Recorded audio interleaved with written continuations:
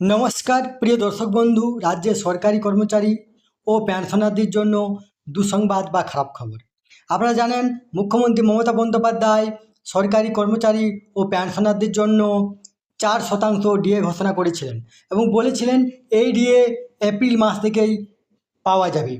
কিন্তু এই 4% ডিএ ছাড়াই এপ্রিল মাসের বেতন হয়ে গেছে। দেখুন, আজকে আমরা দেখে নেব যে এই যে বেতন, সেই বেতন ট্রেজারির মাধ্যমে রিলিজ হয়েছে। দেখুন, গতকাল 7টা 7 PM এখানে দেখানো হয়েছে যে গ্র্যান্ট ইন অ্যাড স্যালারিজ, যারা সরকার পরিচালিত যে স্যালারি, তার একটা SMS এসেছে আপনার।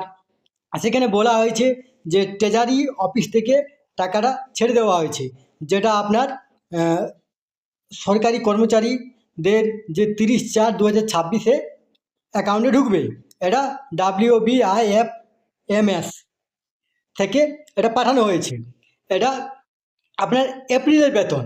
এরপরে দেখুন, এখানে লাস্ট যে 810 টাকা হাজার যে সংখ্যাটা, সেটা মোছানো আছে, যেহেতু সিকিউরিটি পারপাসের জন্য।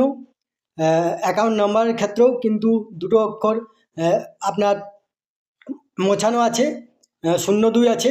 এরপরে দেখুন যে আগের যে আপনার এটা 27/2/2026, যেটি আপনার ফেব্রুয়ারি মাসের ছিল, সেক্ষেত্রেও দেখুন এই 810 টাকা, ওই একই আপনার বেতন, একটা অ্যামাউন্ট আছে হাজারের এবং 810 টাকা। দেখুন, সেম অ্যাকাউন্ট।